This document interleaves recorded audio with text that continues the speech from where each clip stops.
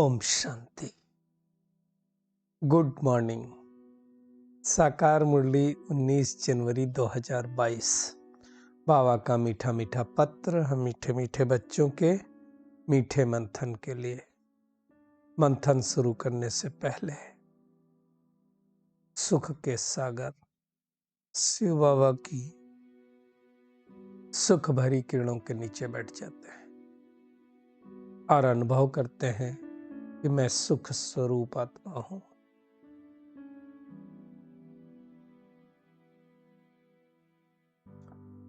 आज मीठे बाबा ने कहा, मीठे बच्चे, कार्य व्यवहार करते बुद्धि योग एक बाप से लगा रहे।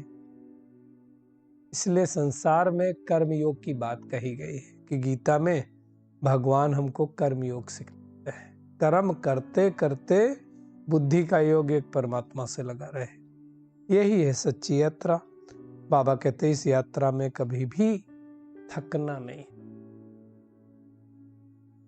आज का प्रश्न है, ब्राह्मण जीवन में उन्नति के लिए किस बात का बल चाहिए? बाबा कहते अनेक आत्माओं का आशीर्वाद का बल ही उन्नति का साधन है। अब देखो, इसलिए संसार में भी कहीं कोई आत्मा कुछ होने से बच जाए तो क्या कहते हैं?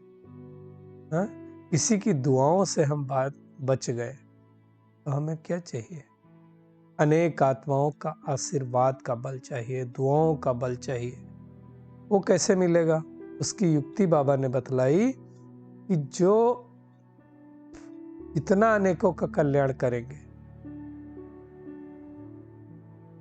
जो ज्ञान रतन बाबा से मिले उनका दान करते रहेंगे, उतना अनेक आत्माओं की आशीर्वाद मिलती रहेगी। आपने किसी को ज्ञान दे दिया, किसी को अच्छा रास्ता बता दिया, किसी का मन ठीक हो गया, किसी का डिप्रेशन ठीक हो गया, तो आपको तो दुआएं देगा ना दिल से। और जितनी दुआएं मिलेगी, जितना आशीर्वाद मिलेगा, उतना उन्नति होती जाएगी। बाबा बच्चों को राय देते हैं, बच्चे पैसा है तो सेंटर खोलते जाओ, हॉस्पिटल कम्युनिटी खोलो, तुम्हें जिससे सबका कल्याण हो, और कल्याण होगा तो आशीर्वाद भी मिलेगी। ये भी एक आशीर्वाद मिलने का तरीका है। आज का गीत है, रात के राही थक मत जाना, दिन की मंजिल दूर नहीं। नहीं तो कई बार हम पुरुषार्थ करते करते थक जाते हैं, है ना? बाबा कहते गीत का अर्थ तो अपने आप बुद्धि में आ ही गया होगा। क्योंकि कई बार लगता है अब हम चूंकि कलयुग के अंत में पहुंच गए, आत्मा की शक्ति बची नहीं, इतना वेट नहीं कर सकते, पेशेंस नहीं बचा हमारे अंदर। हम सोचते हैं सब कुछ जल्दी हो जल्दी हो। इसलिए बाबा ने कहा थक मत जाना। हम सब रूहानी राही हैं, रूहानी यात्री हैं। भगवान के पास हम सबको जाना है। कैसे जाना है? दुनिया में गीत गाते ना, हाथी है न घोड़ा है, वहां पैदल ही जाना है। मतलब ये शरीर तो जाएगा नहीं, ये जीव तो जाएगा नहीं, आत्मा जाएगी। दुनिया में कहते हैं आत्मा खाली हाथ आई थी, खाली हाथ जाएगी। परमात्मा कहते नहीं, तुम बच्चों को तो भरतू हाथ में जाना है, पुण्य का खाता लेकर के जाना है। कब लेके जाएंगे हम पुण्य का खाता? जब जमा होगा तब तो लेके जाएंगे, है ना? दुनिया में लोग शरीर छोड़ते हैं तो क्या कहते हैं, फलाना स्वर्गवासी हुआ, बैकुंठवासी हुआ। अब हम बच्चे तो जानते हैं आत्मा को अपने संस्कारों अनुसार जन्म लेना पड़ता है। इसलिए कोई बड़े घर में जन्म लेता है, कोई गरीब घर में जन्म लेता है ना? बाबा ने कहा जो हमारे सिर पर बोझा है जन्म जन्मांतर का, उसको हटाना है। और कैसे हटेगा? याद के बल से, योग के बल से, और कोई तरीका नहीं है। एक जन्म का बोझा नहीं, इस जन्म का भी है और पिछले जन्मों का है। तो जितना याद करेंगे उतना ये बोझा उतरता जाएगा। इसको योग अग्नि कहा जाता है एक्चुअली में। तो बाबा कहते गृहस्थ व्यवहार में भले रहो, धंधा धोरी करते रहो, बुद्धि का योग बाबा के साथ लगा रहे। तो चेकिंग करनी, हमारा बुद्धि का योग कितना लगा है बाबा के साथ। और अगर बुद्धि का योग लगा है तो हम यात्रा पर हैं। इसमें ही मेहनत है। मनुष्य से देवता बनना है तो मेहनत तो करनी पड़ेगी। एक अर्जुन को कोई ज्ञान बैठ करके नहीं सुनाया, ज्ञान के अर्जन करने वाली अनेक आत्माओं को परमात्मा ने ज्ञान दिया। केवल पांडव की सेना को भी दिया, केवल पांडव को थोड़ी दिया। आज तो दुनिया में कितनी गीता है, गांधी गीता, टैगोर गीता, जाने क्या क्या।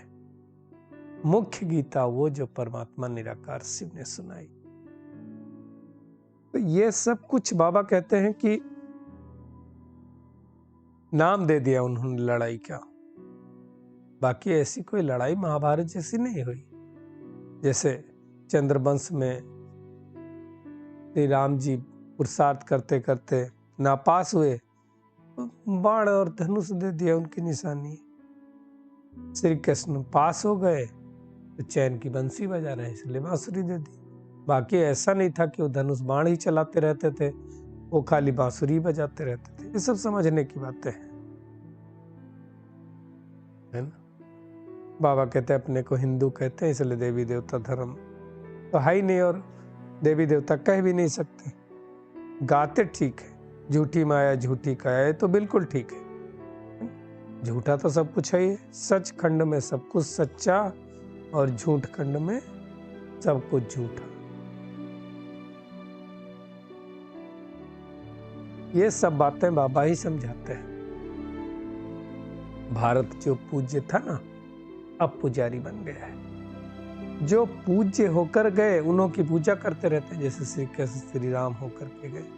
जो पूज्य घराना था पुजारी घराना बन गया, इसलिए गाया जाता आप ही पूज्य आप ही पुजारी। ये सब बातें कौन समझाता है? शिव बाबा। वही कहते तुम्हारा जो ऊंच कुल था अब ऊंच नहीं बचा। भगवान आकर के फिर से उस कुल को ऊंचा बना रहे हैं, अर्थात आदि सनातन देवी देवता धर्म की स्थापना कर रहे हैं।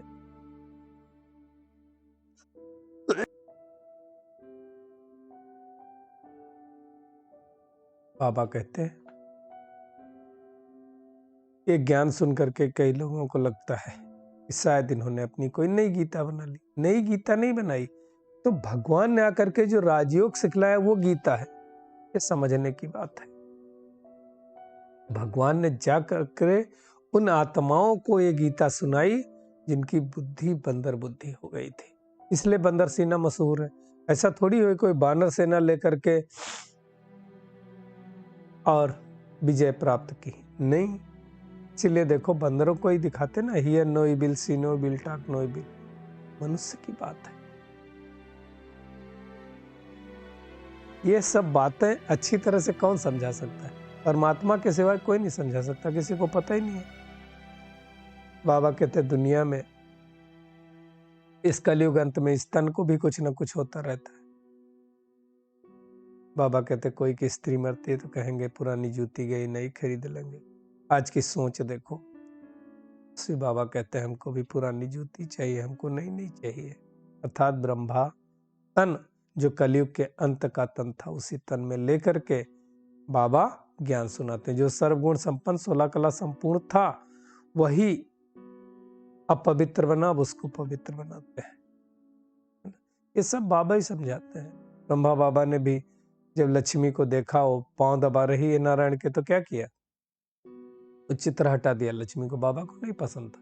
अरे भाई नारायण ने ऐसा कौन सा कर्म किया है, थक गया जो लक्ष्मी बैठ के पैर दबाए? इसे समझने की बात। तो बाबा आकर के हम बच्चों का श्रृंगार कर रहे हैं।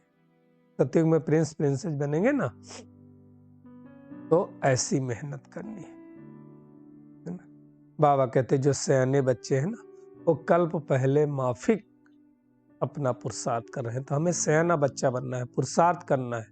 भगवान हमारा ज्ञान योग से श्रृंगार कर रहे हैं, तो हमें ऐसा बनना, गंदा नहीं बनना है। और उसके लिए बाबा को याद करते रहेंगे तो स्वर्ग के मालिक बन जाएंगे, है ना। भगवान कहता है इस अंतिम जन्म तुम ज्ञान चिता पर बैठो तो स्वर्ग के महाराजा महारानी बन। बाबा राय देते हैं सेंटर्स भी खोलते जाओ, दूसरे की मदद करते जाओ, 21 जन्मों के लिए तुमको फायदा हो जाएगा। भगवान की श्रीमत पर चलो, 21 जन्मों की तुम्हें बादशाही मिल जाएगी। बाबा ने कहा इतना थोड़ा समय तुम क्या पावन नहीं रह सकते? सृष्टि बदलने वाली है ना, अभी मान लो 2-3 साल में विनाश हो जाए पूरी तरह से, और कोई इतने समय के लिए न रह पाए तो पछताएगा। इसलिए बाबा कहते हैं अगर बाप का नहीं माना तो बाबा ने थोड़ा कड़ा शब्द यूज किया है ना, तो हमें ऐसा नहीं बनना है, होली हंस बनना है। बाबा की महिमा है ना, निर्भय निर्भय, अर्थात हमारा कोई से बैर नहीं, तो ऐसे हमें भी निर्भय निर्भैर बनना है। बाबा श्रृंगार करते तो सर्विस करनी है। बाबा क्यों ना हम आपकी श्रीमत पर चलेंगे, सच्ची सच्ची यात्रा करेंगे। मेहनत करनी पड़ती है, आसान नहीं है। किसी को बाबा का बच्चा बनाना ये मेहनत का कार्य है। मनुष्य से देवता बनाना ये परमात्मा को छोड़ के कोई कर नहीं सकता, वही बना सकता। बाकी संसार में किसी की ताकत नहीं जो बना दे। तो हमें इस सेवा करते जाना है। बाबा कहते तुम हो ब्राह्मण ऊंचे से ऊंच, वो कहाँ तुम हंस कहाँ वो बगुले, इसलिए झगड़ा होता है, अत्याचार होता है। बाबा ने कहा रावण ने सबको बर्बाद कर दिया है, अब परमात्मा सेवा करके सबको आबाद करते हैं, अर्थात इंसॉल्वेंट से सॉल्वेंट बनाते हैं। पिछाड़ी में हमारी बादशाही होगी, है ना। बाबा लड़ाई के बाद भारत माला माल बनता है ना, बाबा ने बतलाया है भारत स्वर्ग बनता है। बहुत अच्छी रीत से पुरुषार्थ करना है, ज्ञान ध्वनि करनी है ना, नहीं तो तभी कहेंगे इनके पास शंख तो है नहीं। बाबा कहते हैं कृष्ण ने मुरली नहीं बजाई, किसने मुरली बजाई? शिव बाबा ने श्री कृष्ण की अंतिम जन्म वाली आत्मा के तन में आकर के मुरली बजाई। इसलिए गायन है गोप गोपियां मुरली पर मस्त रहती थी। तो हमको इतना प्यार से, इतनी शिद्दत से बाबा की मुरली सुनी। पुरानी दुनिया को बाबा कहते फारकती दे दो, तो नई दुनिया से बाप से मन लगेगा, नहीं तो बुद्धि उसी में जाती रहेगी, है ना। तुम अकेली आत्मा बाबा के पास जाओगे ना, सारी दुनिया तो जानी नहीं है। तो आज सारा दिन क्या करना है, एक तो घर गृहस्थ में रह करके कार्य व्यवहार में कर्म करते करते बुद्धि योग बाबा से नई दुनिया से लगाना है। ज्ञानी तो आत्मा बन करके शंख ध्वनि करनी है। हर एक को सच्ची सच्ची यात्रा सिखला, अपनी प्रजा खुद तैयार करनी, निर्भय निर्भैर बनना है। बाबा का खूबसूरत वरदान है व्यक्त भाव की आकर्षण से परे अव्यक्त स्थिति का अनुभव करने वाले सर्वबंधन मुक्त भव। बाबा कहते प्रवृत्ति में रहते बंधन मुक्त बनने के लिए संकल्प से भी किसी संबंध में, अपनी देह में और पदार्थों में फंसना नहीं। संकल्प से भी नहीं फंसना है। बाबा कहते संकल्प में कोई भी बंधन आकर्षित न करे। क्यों? क्योंकि अगर संकल्प में आएगा तो संकल्प के बाद कर्म में भी आएगा। इसलिए देखो किसी चीज का निर्माण 2 बार होता है, पहली बार संकल्पों में और दूसरी बार रियलिटी में।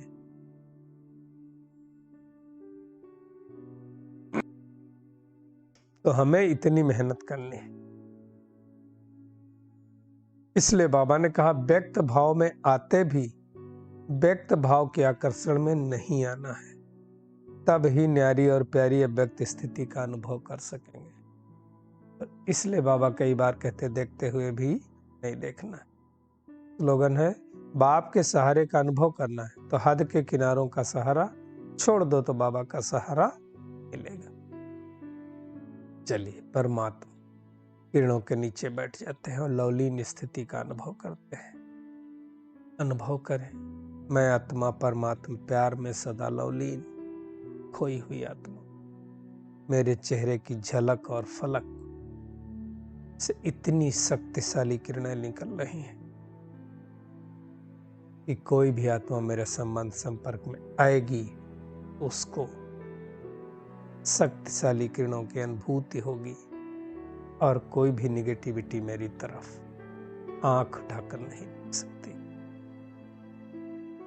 हम मेहनत से मुक्त परमात्मा मोहब्बत का अनुभव करने वाली आत्मा, व्यक्त भाव के आकर्षण से परे रहने वाले अव्यक्त स्थिति का अनुभव करने वाली आत्माएं हैं। बुद्धि योग से पुरानी दुनिया को फारकती दे देना है और नई दुनिया से बाबा से योग लगाना है। अनेक आत्माओं का कल्याण करके सबकी आशीर्वाद जमा कर। शुक्रिया मीठे प्यारे बाप दादा, शुक्रिया आप सभी का इस मीठे मंथन के लिए। ओम शांति।